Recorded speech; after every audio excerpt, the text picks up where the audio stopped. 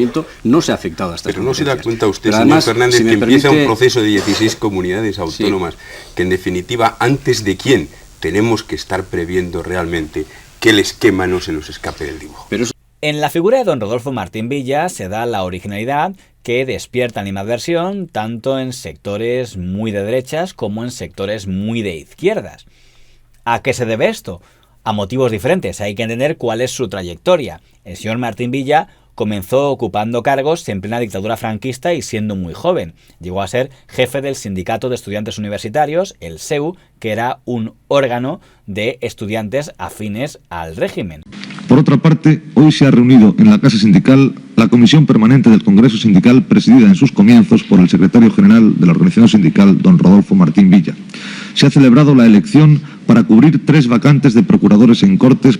Posteriormente, fue gobernador civil de Barcelona. Algunos periodistas, como el señor Martín Ferrán, no tienen el mejor recuerdo de su gestión.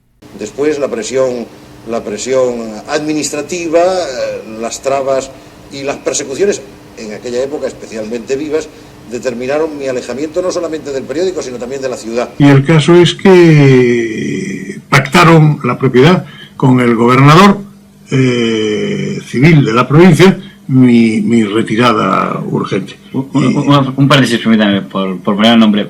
¿Estos son de Rodolfo Martín Villa? Rodolfo Martín Villa, gobernador civil, sí. ¿Está seguro? Es el que acuerda que usted salga de la ciudad, no solamente del periódico. Rodolfo Martín Villa empezó, como seguramente ustedes recuerdan, en la política desde muy joven, siendo delegado del SEU con poco más de 20 años. Y de ahí a presidente del Sindicato Vertical del Papel y Artes Gráficas, delegado de la Organización Sindical en Barcelona, director general de Industrias Químicas y Textiles, siendo ministro López Bravo, gobernador civil de Barcelona, secretario general de la Organización Sindical, presidente del Banco de Crédito Industrial. Y en 1975, en el primer gobierno después de la muerte del general Franco, a instancias del rey Juan Carlos, es nombrado ministro de Relaciones Sindicales. Yo creo que aquel gobierno fue un gobierno presidido por Carlos Arias, pero me da la impresión que algunas personas formaron parte del gobierno o formamos parte del gobierno por una iniciativa muy personal del rey. Aquel gobierno que se ha venido llamando por ustedes, por los periodistas, el gobierno Arias Fraga, yo creo que de verdad fue el gobierno Rey Arias. Ya ahí se tuvo que comer algún marrón, como cuando se produce la matanza de Vitoria, cuando el señor Fraga está de viaje y el señor Suárez es responsable de las fuerzas de seguridad, tener que ir a ver a las víctimas, donde no les recibieron del todo bien. Cuando don Adolfo Suárez se convierte en presidente del gobierno, don Rodolfo Martín Villa se encuentra con el mayor reto de su vida, que es que el señor Suárez le nombra ministro del Interior. Y en ese momento, ser ministro de Interior era algo muy delicado porque España se enfrentaba a un doble terrorismo. Por un lado, estaba el terrorismo de las bandas armadas como ETA o el Grapo, que sembraban de cadáveres toda España, pero por otro lado, tenían a grupos terroristas de ideología fascista dispuestos a reventar cualquier intento democrático, pegando tiros contra otros estudiantes o cometiendo atentados terroristas como el de la matanza de Atocha. Hay una señora que ha registrado su testimonio. ¿Qué viene usted a rematar a mi marido, no? ETA llega a asesinar al presidente de la Diputación de Guipúzcoa, el señor Araluce Villar, que era uno de los franquistas vascos que más estaba apoyando el proceso de transición. Es en ese momento cuando más presiona al señor Martín Villa de que tiene que declarar el estado de excepción, o bien a nivel nacional o si no al menos en las provincias vascas. Y él se niega porque tanto él como el señor Suárez no quieren dar la imagen de un país militarizado. El gobierno quiere dejar bien claro ante el pueblo español que es consciente de que actos como el que hoy condenamos y actitudes como las que en días pasados se han producido responden a un frío y meditado programa para impedir la democratización de nuestra sociedad. En su consecuencia, entiende que sólo desde la serenidad y desde la firmeza se puede asegurar la culminación de ese proceso y sentar las bases de un futuro de paz y libertad para todos los españoles. Otra orden que da el señor Martín Villa con el apoyo del señor Suárez y que causa mucha contestación es que permite que la ikurriña pueda ser colocada en instituciones del Estado, algo que pedía el PNV y que una serie de vascos de ideología más conservadora consideraron una traición. Por ejemplo, el que presidía la Diputación de Vizcaya, el señor Unceta, que llega a escribir una carta diciendo que Dios nos libre pronto del señor Martín Villa por ese tema de la ikurriña. y poco después el señor Unceta también será asesinado por ETA. En este mismo lugar, a las 12:50 horas del mediodía de hoy, ha sido asesinado el presidente de la Diputación vizcaína, don Augusto Unceta Barrenechea. También cayeron fulminados por las metralletas 2 hombres de su escolta. En ese contexto, se entiende que cuando se producían asesinatos de guardias civiles y al señor Martín Villa, como también al ministro de Defensa, señor Gutiérrez Mellado, les tocaba ir a los funerales de las víctimas de ETA o del Grapo, en muchas ocasiones iban a ser abucheados, porque a ojos de muchos sectores eran los cobardes acomplejados que no se atrevían a responder al fuego con el fuego para no parecer demasiado franquistas y dejaban que el terrorismo siguiera matando. ¡Es mentira! ¡Gobierno de división! ¡Traidores! ¡Viva!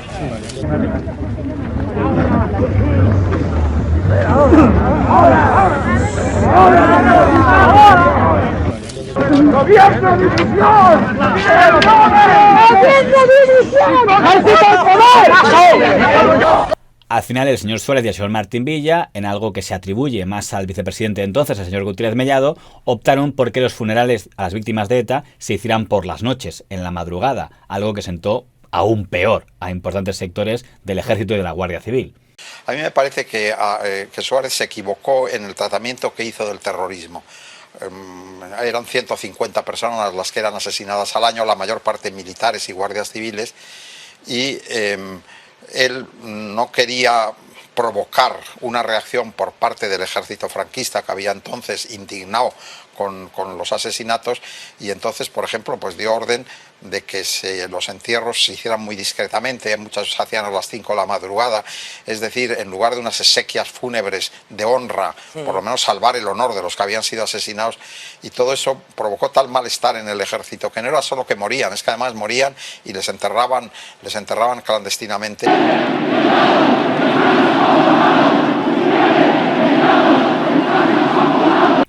El momento más tenso con el que se enfrentó el señor Martín Villa fue cuando están en plena campaña para el referéndum de la reforma política, y en ese momento el Grapo secuestra a don Antonio María de Oriol y Urquijo, una persona con mucho prestigio en sectores franquistas y en sectores tradicionalistas.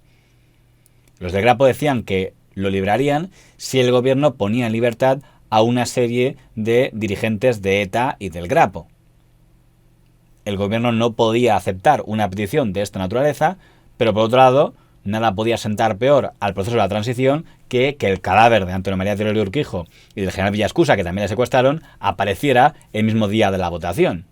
Buenas noches. En relación con el secuestro de don Antonio María de Oriol y Urquijo, presidente del Consejo de Estado, del que se ha difundido amplia información en los últimos días, como ministro de la Gobernación, quiero dar cuenta de manera clara y definitiva de los siguientes criterios. Primero, de producirse el asesinato de don Antonio María de Oriol, tal y como parece deducirse del citado comunicado, de los citados comunicados, no existirían más responsables que aquellos que lo realicen. Ha sido y es propósito de este gobierno llegar a un uso generoso de la clemencia que haga posible restañar viejas y profundas heridas, pero abdicaría el gobierno de su condición de tal si se dejara arrastrar por cualquier grupo que pretendiera poner su fuerza por encima de la ley. Nada más, muchas gracias y buenas noches. En ese momento, el gobierno y el señor Martín Villa deciden contar con la que en teoría había sido disuelta Brigada Político-Social. Cogen a sus antiguos líderes, al comisario Conesa, al señor González Pacheco, alias Billy el Niño, y les piden que tienen que encontrar a don Antonio María de Oriol y Urquijo. Y lo encuentran, y consiguen desarticular aquel comando secuestrador y liberar a Antonio María de Oriol y Urquijo y al señor Villascusa. Señores, Normalmente al Ministerio de la Gobernación y a su titular no le ha tocado en los últimos días, en algunos de los últimos meses, dar noticias agradables. En este momento tengo que darles la noticia que ustedes ya conocen, de que por una actuación extraordinariamente brillante de las fuerzas de orden público y singularmente del Cuerpo General de Policía, de la Policía Española, han sido rescatados en el día de hoy don Antonio María de Oriol Urquijo y el teniente general don Emilio Villaescusa. En esa imagen, el señor Martín Villa comparece al lado del comisario Conesa, que era el mayor referente de la represión policial de la Puerta del Sol. Pero en ese momento era el héroe, el supercomisario que había evitado un asesinato que había puesto en peligro el proceso de transición. De hecho, tanto el señor Conesa como el señor González Pacheco o Billy Niño fueron condecorados por haber liberado a Oriol Urquijo y a Villaescusa. Señoras y señores, con los datos que disponemos a esta altura de la mañana, el resultado se relaciona bastante exactamente con el adelanto que indiqué en la reunión que tuvimos anteriormente. Unión de Centro Democrático, con los datos que tenemos en este momento, insisto, 169 escaños. Partido Socialista Obrero Español, 119 escaños. Tras ganar el señor Suárez las primeras elecciones, el señor Martín Villa sigue con él como ministro del Interior, aunque tiene que hacerse responsable cada vez que hay un exceso policial. Por ejemplo, durante una manifestación será golpeado un diputado del PSOE, el señor don Jaime Blanco, y al señor don Rodolfo Martín Villa le tocará justificar esa acción policial en el Congreso de los Diputados. Adoptó el acuerdo de que la manifestación discurriera sin la presencia en ningún caso de la fuerza de orden público. Esto es lo que en terminología policial se dice una manifestación a la inglesa.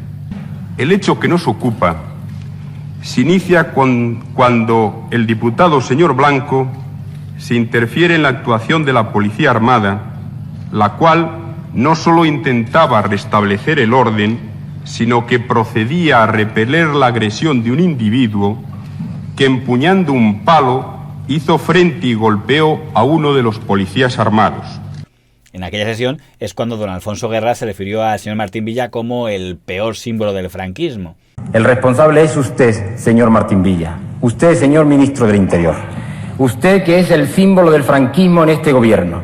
Usted que representa el tránsito de una situación de dictadura a otra que quiere ser democrática sin cambiar las intrusiones de unas fuerzas de orden público. Usted que representa lo peor de la dictadura dentro del gobierno, usted tiene la responsabilidad política y directa. Señor Martín Villa, si usted de verdad quiere la democracia, presente la dimisión. Y el Socarrillo dijo que no se le ocurría a alguien peor para ser ministro de Interior que el señor Martín Villa. Que lo que nosotros proponemos no es una crisis. Ni siquiera proponemos que el señor Martín Villa se vaya. Porque si todo queda reducido a eso, aunque sería difícil encontrar a alguien peor, todavía es posible que en el centro haya un ministro del Interior peor que el señor Martín Villa. El acuso para Martín Villa, que para los de derecha era un blando y para los de izquierda era un duro. Al final, en el cambio de gobierno de 1979, el señor Suárez decidió prescindir del señor Martín Villa como ministro. Pero ya para ese momento, el señor Martín Villa tenía un poder político importante aunque no fuera ministro. Y es que la UCD se había orquestado como un sistema de familias. La familia liberal, la familia democristiana, la familia socialdemócrata, la familia suarista, donde estaban los que eran más afines al señor Suárez, y el señor Martín Villa consiguió que en torno a él se creara una corriente importante de dirigentes de UCD y de diputados, lo que podríamos llamar la corriente martinvillista, también llamada la de los azules. Ahí estaba el señor don Juan José Rosón o el señor don Gabriel Cisneros, que representaría al sector martinvillista en el proceso de la Constitución. Por tanto, cada vez que se negociaba un cambio de gobierno o un puesto, el señor Martín Villa tenía algo que decir. De hecho, cuando se produjo la batalla por el puesto de portavoz, que el señor Suárez quería que fuera el señor Rodríguez Miranda, seguramente el señor Martín Villa tuvo bastante que ver en que sus diputados votaran a favor del señor Herró de Miñón, que fue el que acabó siendo elegido. Y después de la dimisión del señor Suárez como... Que si lo que tuviera uno que hacer en la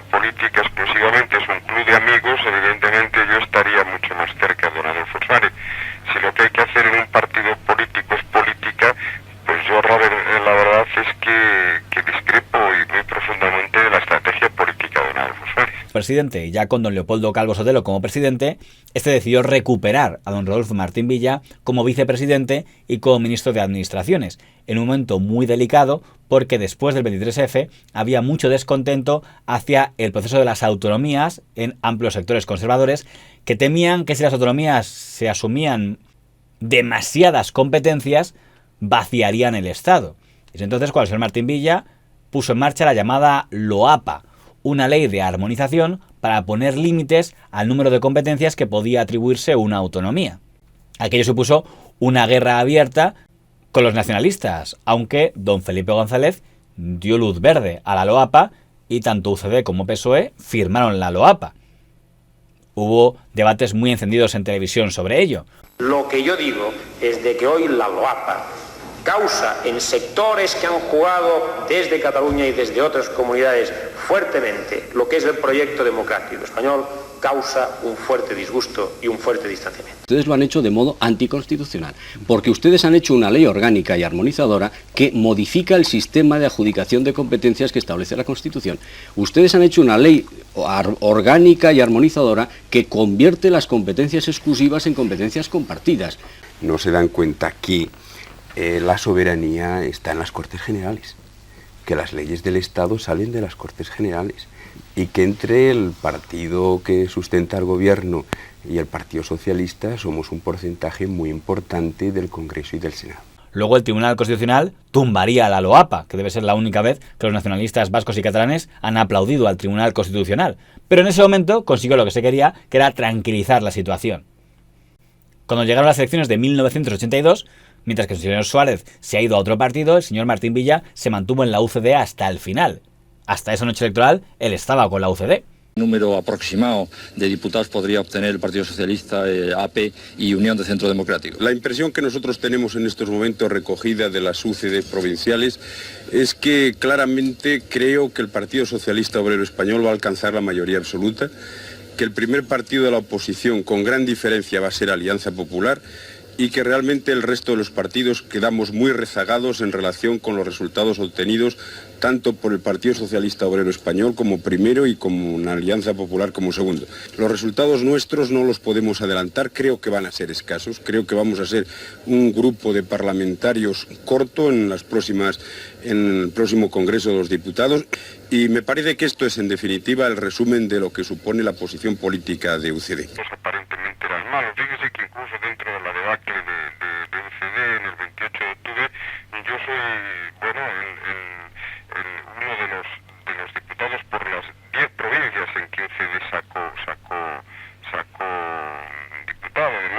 El señor Martín Villa es de los pocos diputados de la UCD que logró sacar su acta. Y de hecho, algunas de sus intervenciones fue para decir que como ministro de Interior iba a dar todo su apoyo al nuevo ministro del Interior, don José Barrionuevo, del PSOE, en todo lo relativo a lucha contra el terrorismo.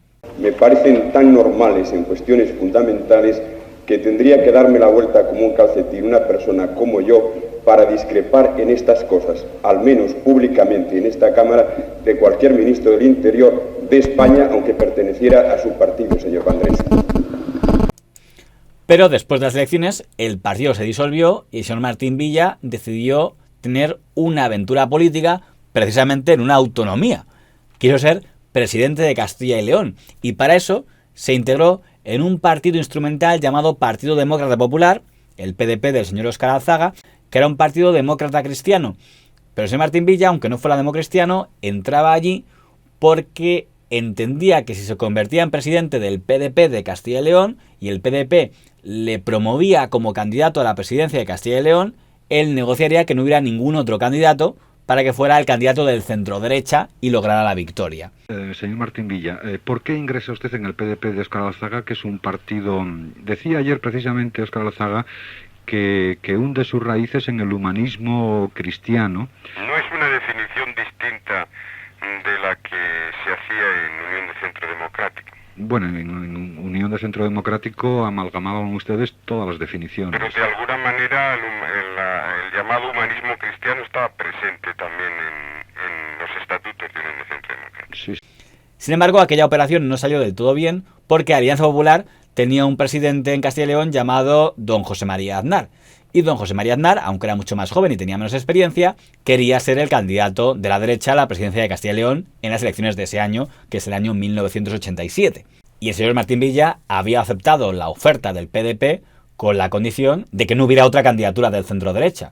Con lo cual, una presión muy fuerte en la que intervino desde la COE hasta gente que le pedía al señor Fraga que ya no era presidente, por favor, convéncele. Pero al final el señor Aznar no retiró su candidatura y entonces el señor Martín Villa dijo que él retiraba la suya. Fue un golpe muy duro para el PDP, pero lo cierto es que por infraestructura el PDP no podía hacer nada contra Alianza Popular.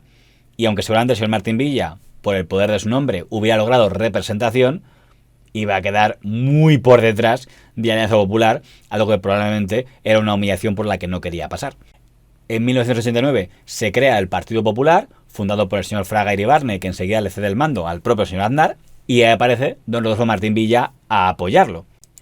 Como diputado del Partido Popular, el señor Martín Villa siempre se manifestó dentro del sector que decía que el PP no debía usar el tema del terrorismo para hacer campaña contra el PSOE y que en los temas de interior siempre tenía que haber consenso.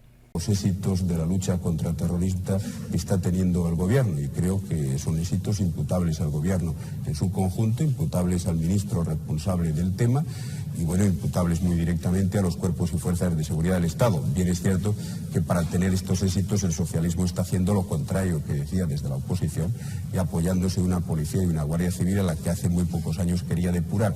Pero aparte de estas cosas que son pecados de juventud del socialismo, ciertamente yo creo que está teniendo enormes éxitos. Aunque no todos los diputados del PP de aquella época pensaban eso. Basta con ver las intervenciones del señor Álvarez Cascos o del señor Federico Trillo para ver que no estaban muy en sintonía con el estilo calmado que defendía el señor Martín Villa.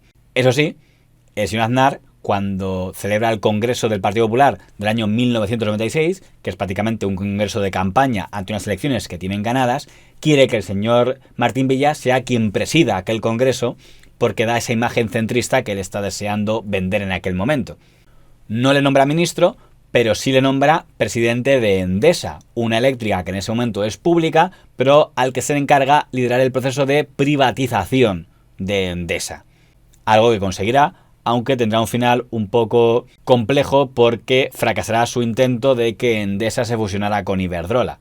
Básicamente porque el gobierno no lo vio bien, quizá porque pensó que permitir que Endesa se fusionara con Iberdrola era permitir que Endesa acabara en las manos del PNV. En ese momento se produce una operación importante en el sector mediático, que es la fusión entre el operador de televisión de Prisa por satélite, que en ese momento se llamaba Canal Satélite Digital, con el operador de televisión digital por satélite de Telefónica, creando lo que se llamó entonces Digital Plus. Y ese acuerdo incluía que Telefónica tomaba una participación importante de Sogecable.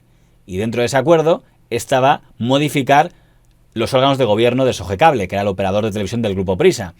El señor don Jesús Polanco dejaba la presidencia de Sogecable y le reemplazaba don Rodolfo Martín Villa, que era el candidato propuesto por Telefónica. Pero esta junta ha sido sobre todo la de la despedida de Jesús de Polanco.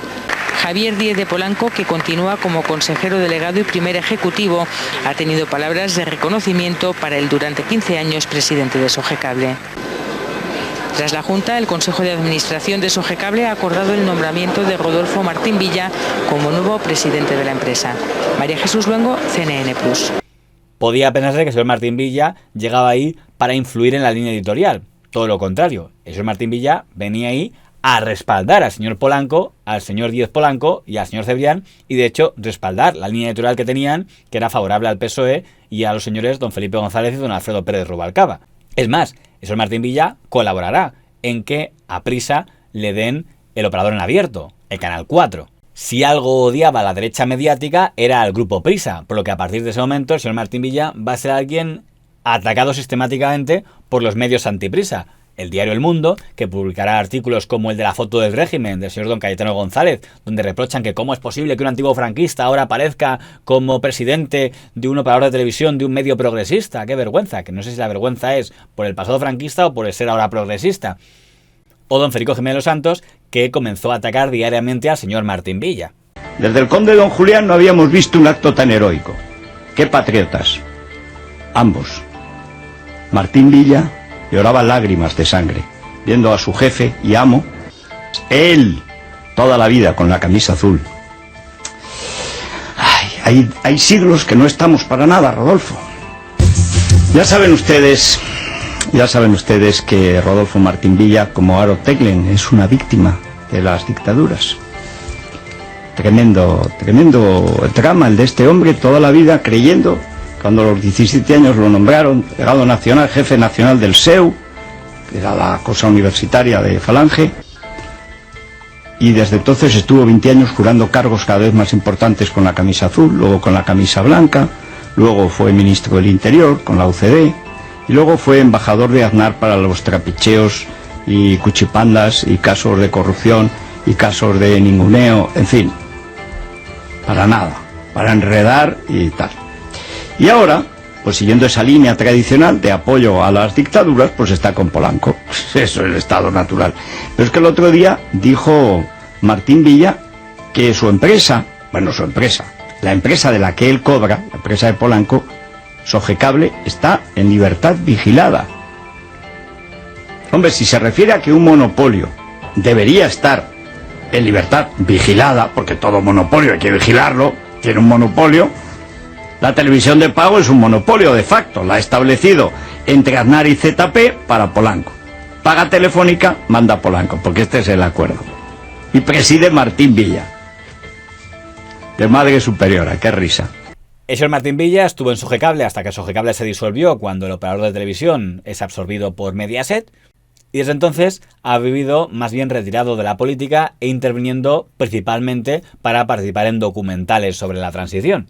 Pero se encontró con el problema de que mientras en la generación del año 2000 él era alguien a quien se atacaba desde la derecha, como ese traidor que se había vendido al progresismo, en la década siguiente quien va a ir contra él es el otro espectro, porque es un representante del franquismo que aún está vivo, y por tanto se encontrará con que aquellas entrevistas que antes eran básicamente para pedirles que le contara batallitas de la transición, ahora le pedían cuentas por cómo era posible que hubiera sido franquista o que hubiera condecorado a Billy el Niño. González Pacheco, que dice que no les parece bien que ese hombre esté como un jubilado más por Madrid, mientras ellos que fueron torturados no han tenido una respuesta, ni siquiera le han escuchado pedir perdón. ¿Y cree usted que a familias de asesinatos por bandas terroristas no pueden tener una reacción parecida en relación con los terroristas convictos y confesos de asesinatos que también están por la calle, si no somos capaces de sobrevolar sobre ambas situaciones? Esta orden del BOE es la concesión de la medalla de plata al mérito policial a Antonio González Pacheco. Lo digo porque es para que lo explique, para que tenga la oportunidad. Mire usted, mis oportunidades me las busco yo. Pero quiero decir, no me las dé usted. Pero, perdón usted, a mí lo que me está pasando con usted no me ha pasado en mi vida. Perdón, también lo están tomando ustedes para que salga. Si quiere que dejemos de grabar, dejamos de grabar. No, claro. Y se tuvo que encontrar con peticiones de que se le procesara y se le extraditara por posibles crímenes durante la dictadura. Aunque algún requerimiento estaba un poco equivocado, porque por ahí alguno puso, como una jueza llamada Salvini, que es que era el único ministro de Franco que estaba vivo. Deberían revisar un poco más sus notas, porque el señor Martín Villa nunca fue ministro con el general Franco vivo. Y si bien el señor Martín Villa puede presumir de tener enemigos tanto a la derecha como a la izquierda, también puede presumir de haber estado en política con un estilo que logró evitar siempre la descalificación del adversario, algo que ahora parece casi impensable. ¿Dónde podría entrar ahí ese amor al poder que parece ser que tienen algunos políticos? El no soltar su parcela. Yo creo que hay amigos míos, políticamente hablando, que hoy están situados en algunos de los partidos que operan en el espectro político. Algunos son de los partidos de la Coalición Popular, algunos están en el Centro Democrático Social, algunos incluso, amigos míos, están en el Partido Socialista Obrero Español, algunos incluso en el Partido Comunista, que también colaboraron en tiempos en algunas de las actividades públicas que desarrollan.